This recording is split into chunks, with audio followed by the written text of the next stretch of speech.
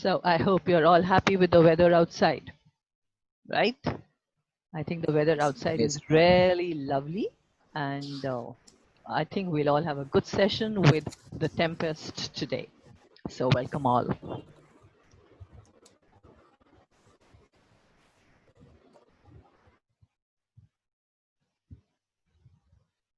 In the previous class, we were talking about, we started with that long speech of Prospero, in which he began telling us about how he wanted to propose thanks to the spirits.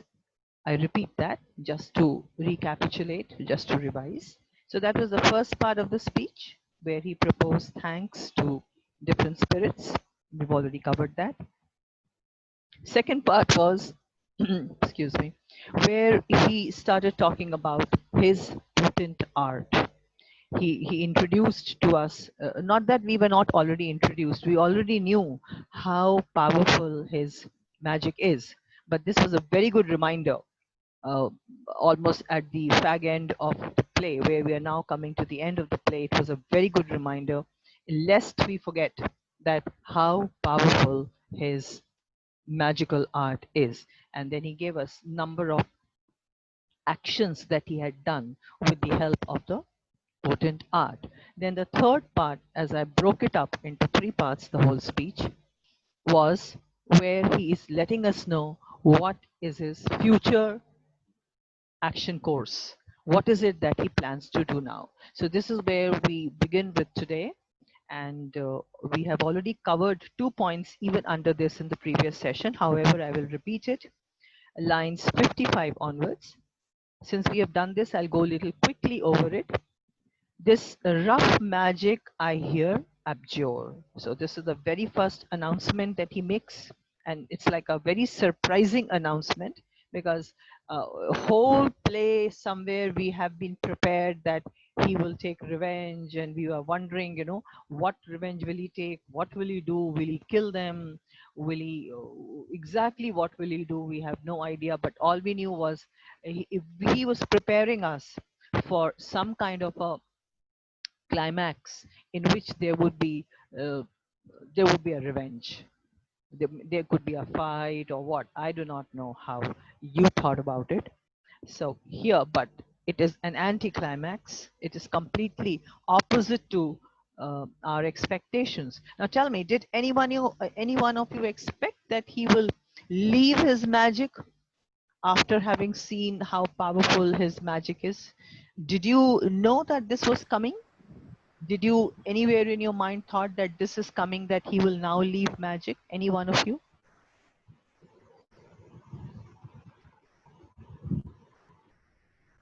Yeah, you could unmute and share your thoughts. Anyone who, No, ma'am. Ma'am.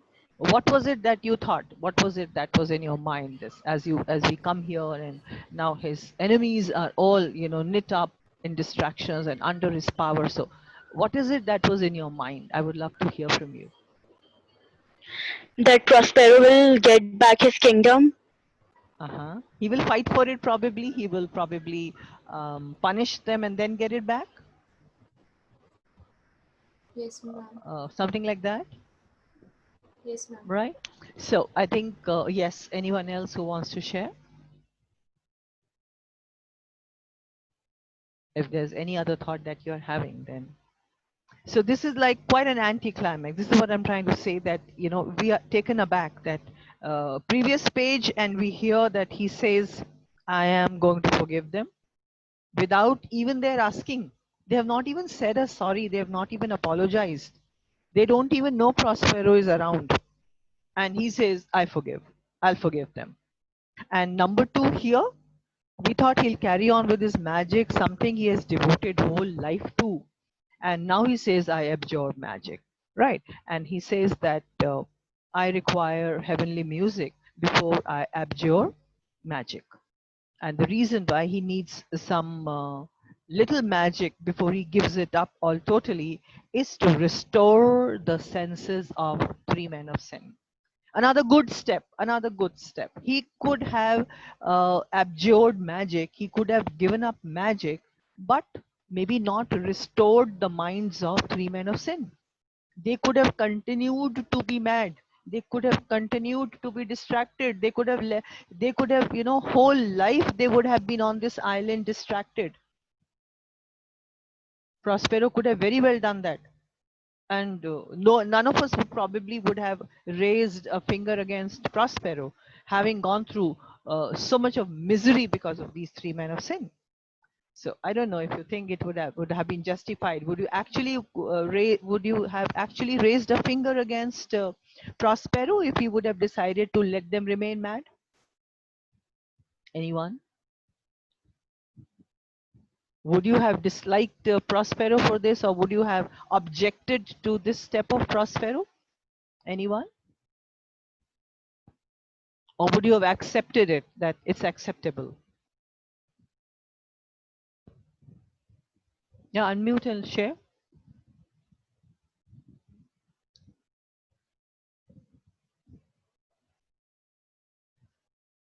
Hello, I'm waiting for your opinion. Any thought, anything that you having in mind? It doesn't have to be this or that, but like anything that comes to your mind. Suppose if Prospero had said that, no, I don't want to cure them, I want them to remain mad. How would you have reacted to that? What would you have said to Prospero? What would you have told about Prospero? That what kind of a person is Prospero? Suppose he decides not to restore the senses of the three men of sin, then what would you say about him? क्या कहोगे अपने दोस्त को जाकर Prospero के बारे में? ये कैसा इंसान है वो?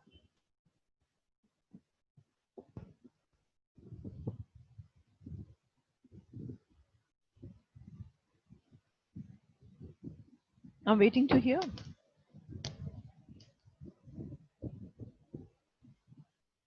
Yeah, speak up.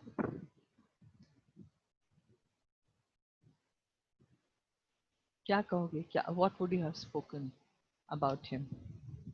Would you have gone and said, oh my God, Prospero, he's so cruel? Or would you have said, no, whatever he's doing is right, it's justified. He has suffered such a lot. So, yes, dear.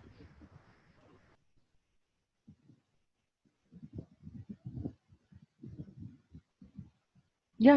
I'm waiting to hear. I'm not moving ahead. I'm waiting to hear. I really have to hear this from you.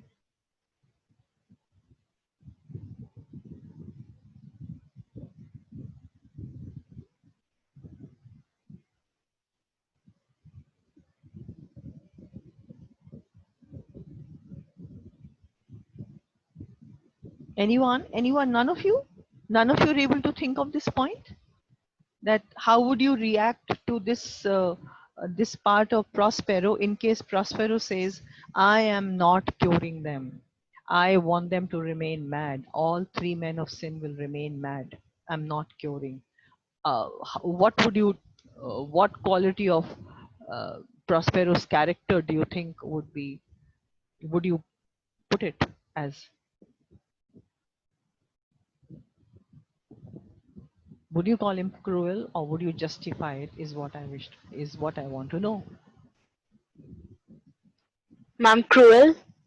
You would call him cruel, that he should restore, no matter how badly these people have behaved, and how cruelly rather they have been with Prospero and Miranda. You will call it cruel of Prospero, which means that somehow you expect that Prospero should not be cruel and he should not punish them. Is that then that what you propose? Is that what you have in mind? That Prospero should forgive, no matter how much he has suffered, he should forgive.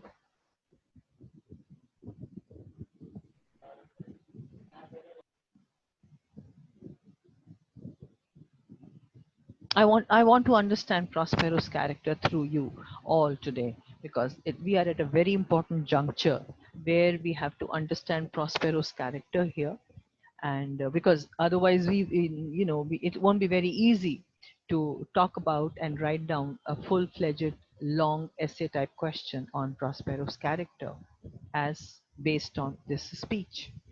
So therefore, I really want to spend time on this, that how do you take Prospero's character here?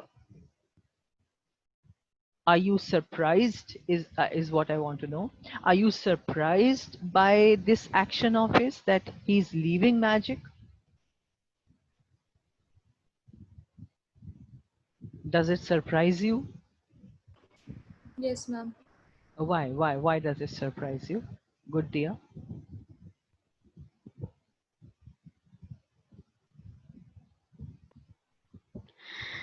Because in the beginning we have read that Prospero was so much into his magic that he did not care for his own kingdom. So it is really surprising that now he is leaving the same magic. Wonderful, wonderful. Exactly. That's what I wanted to hear. That a person who actually, if you think about it, was usurped out of Milan somewhere because of his love for magic, isn't it? Had he not been into, night and day into magic, locked away, probably nobody would have had the courage to plan against him, a conspiracy and throw him out of the dukedom. But I think, and that same magic, today he decides to abjure. He's leaving it. And like I said in my other session, that actually magic is his power. Everything that he has been able to do while on this island is all because of magic. He could get Ariel into his service just because of magic. Ariel otherwise probably would not be listening to him, would not obey to him. Caliban have often told us that, oh my God, his spirits, I have to listen to him because otherwise he will send his spirits to torture me. And why those spirits listen to him? Because his magic is very, very powerful. So I hope you're getting that part. And I think, again, I think I'll need a separate session when we'll actually take up Prospero's character at length. But at this very point, I thought of introducing it, this particular aspect of Prospero. That think about it. That on one hand he has forgiven. Now, who in this world will forgive even without asking for an apology? When the people have not even asked for an apology, but he has already forgiven. So these are wonderful aspects which are coming to light about Prospero. So he says, I will use this airy charm. I will command all these spirits of the air to give me some heavenly music. And then I think this is where I broke off, where he says, I'll break my staff. And he says, I think, why do you think he's breaking the wand that he uses for magic? Why do you think you want to break it? He can just leave it. Why do you think he wants to break that wand, that stick by which he is able to cast magical spells? Where is the need to break it? Why does he want to break it?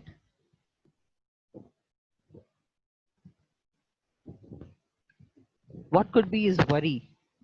Why would he like to break it and not just, leave it here and there?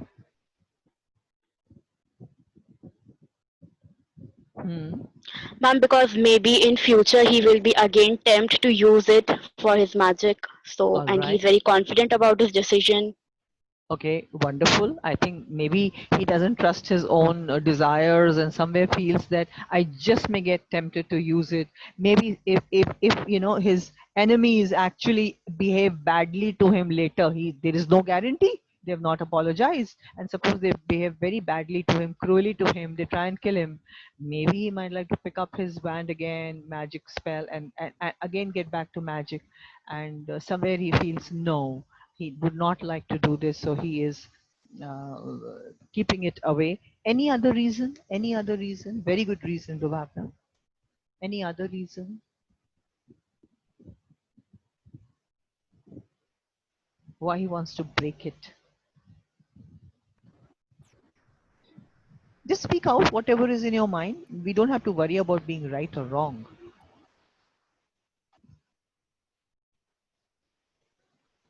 Any other worry, any other concern, and that's why he wants to break it?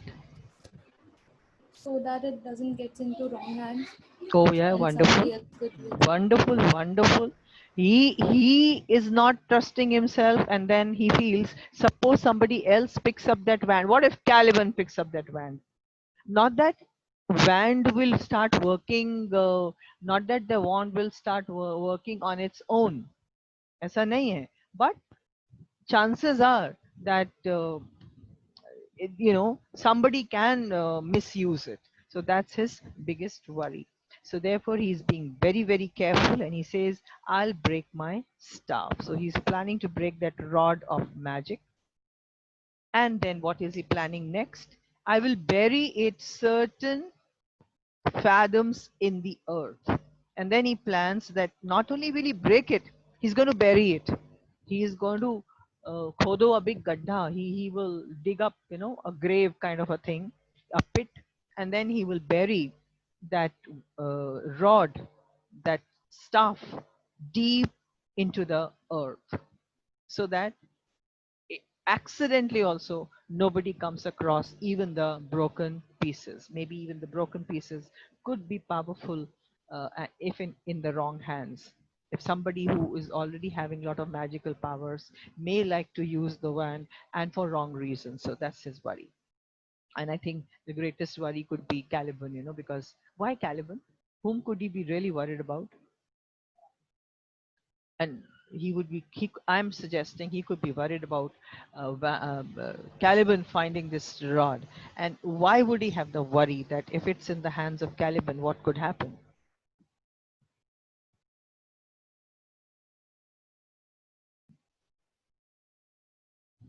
What could be his worry about the rod falling in the hands of Caliban? What could happen?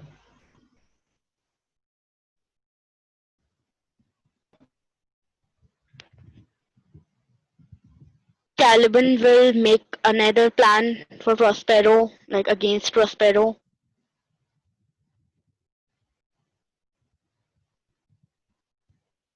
Yes, very true. That since we have already seen that he has, you remember, nature cannot stick, nurture cannot stick on nature. Already he has spoken that line. So he is very wary that it's quite possible that, if he gets it, it can be very troublesome, not only for Prospero, but it can be very troublesome for anyone, because Caliban probably is a person on whom nurture cannot stick. Already he feels that. So that's a very good one. Yes, very, very true.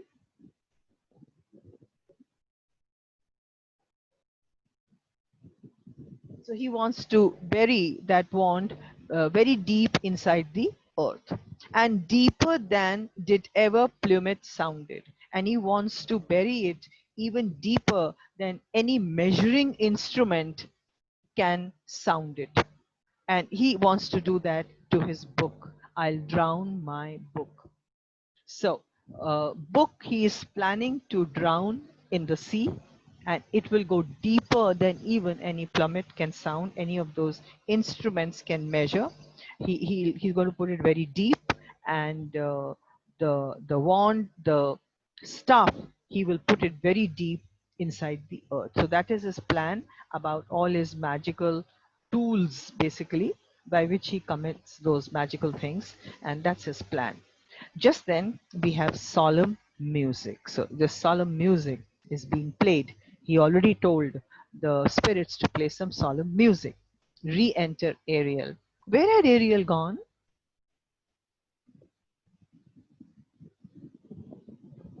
Where had Ariel gone?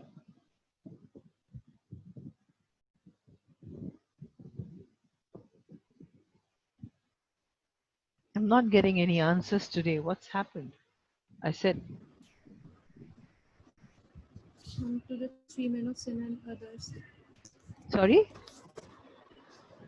Oh, you're putting it in the chat. You can even try and talk.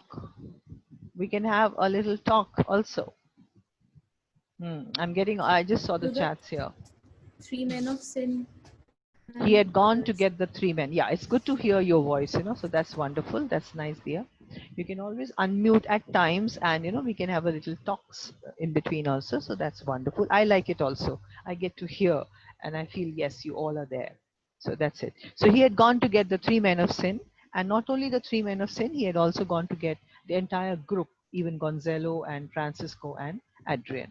So re-enter Ariel. After him, Alonso is there with a frantic gesture. He is completely distracted. He is behaving mad. He doesn't know. He is looking in odd directions. His body language is like a mad. He doesn't. He how a mad person walks. They are disoriented. They would not look in one direction. They would probably look left, right, up, down, and walk left, right. They would not be able to even walk straight. So that is it. That is what we have here, a frantic gesture of Alonso. And notice he is attended by Gonzalo. So Gonzalo has taken upon himself to take care of Alonso. So that's, that's again, you get to see Gonzalo's character. I'm already, I don't know if I've introduced this question to you about Gonzalo, that Gonzalo is somewhere an essentially loyal and a good person. Do you agree? Discuss. Throughout we have never seen Gonzalo anywhere, even for a moment we don't see that he slips away from his duties. He is very devoted, very loyal to the chair. When it was with Prospero, he was loyal to the chair then. Now that Alonso is sitting on it, and he knows that Alonso actually is not, he's an evil person because they have usurped, but he is loyal to the chair. He says, अगर जो इस chair पर बैठा है, जो duke बन गया, उसको मुझे loyal होना है. Now this is a debatable question, and we will be again having a session on about Gonzalo's character, and you can start finding all these research you can start doing, that is collect wherever Gonzalo's speeches and parts are there. Start taking them out and collect them all at one place, so that we will see what are the different speeches he has made, and at what time, and what can we deduce about his character from those speeches. And do you agree that he should remain loyal to even an evil man? Is loyalty to the chair justified? Because on the chair an evil person is sitting, so should he remain that, or he should have been against Alonso and not with him, and he shouldn't have taken his care, etc. So this is another question that is cropping up now, and Gonzalo's character is something we need to discuss again in a session, complete one session. So we'll again take that up later. However, I'm throwing it up for you, so you can all keep it in your mind. Sebastian and Antonio in the like manner. So Sebastian and Antonio are both again distracted. They also have very frantic gestures. They again also are behaving mad. They have lost their reasoning power, and in the like manner, they are behaving in the same manner like Alonso has been behaving, attended by Adrian. So we have Sebastian being taken care of by Adrian, and we have Antonio being cared by Francisco. So Antonio is being taken care by Francisco. Now this is where it goes back to, if you remember, end of the harpy scene. When these people had all run away, Gonzalo had in fact requested and then instructed that you men are of suppler joints, you are younger. Adrian and Francisco, you can run much faster. Please go and take care of all these three of them. And that's what they all have been doing since then. Three of them have been taking care of these three people. They all enter the circle. Now, Prospero has made a huge circle by probably his wand. He has that stick in his hand and probably has drawn a big circle. Something like when you play a game. What is that? Dog in the bone. Have you played this game?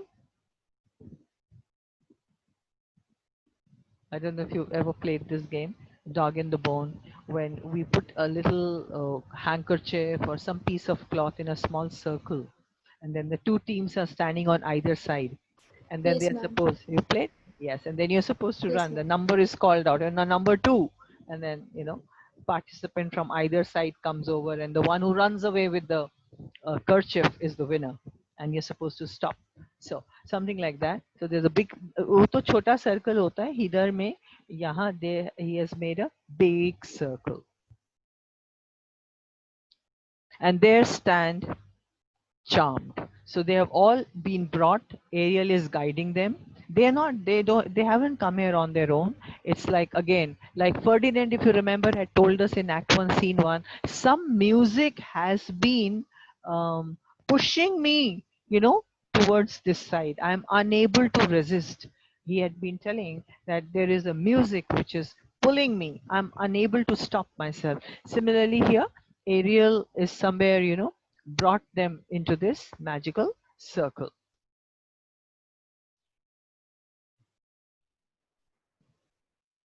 And they are standing inside that circle, charmed. They are still under the magical spell, which Prospero is observing. Now, Prospero, of course, is invisible. He can't be seen because he doesn't want to show himself just now, and he can observe everything, whatever is happening. He's standing little above, like he was in the banquet scene.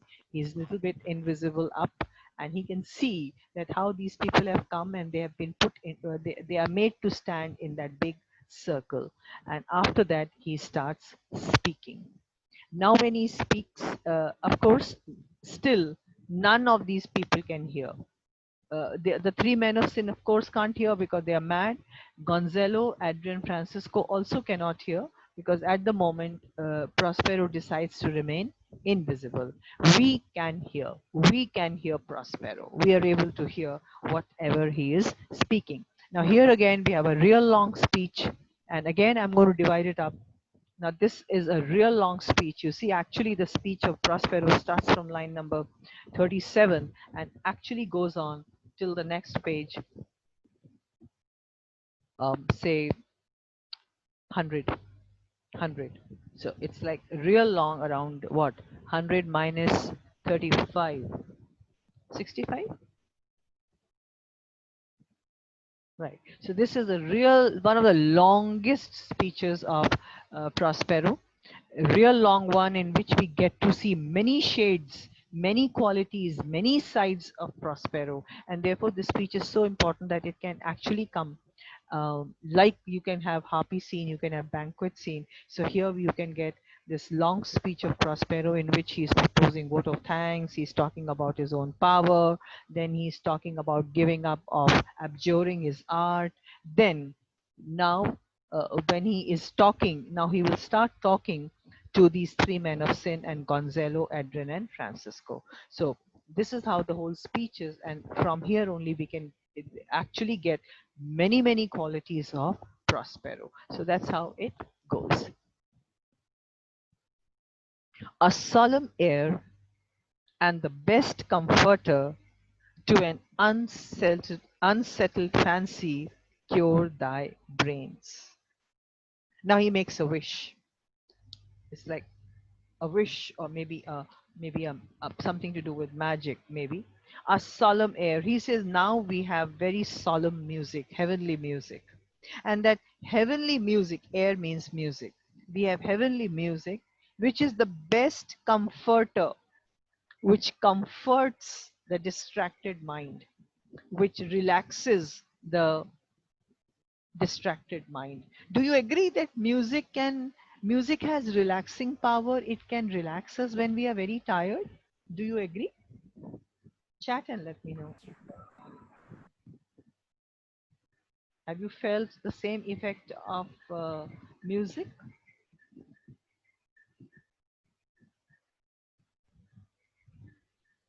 Yes, so thank you for agreeing to that. Yes, very true that we have music can definitely make a lot of difference. Yes, even I have another class, so I think as of now we will continue with this other part, lines 63 onwards. I will take up in my other session tomorrow when we meet at the same time.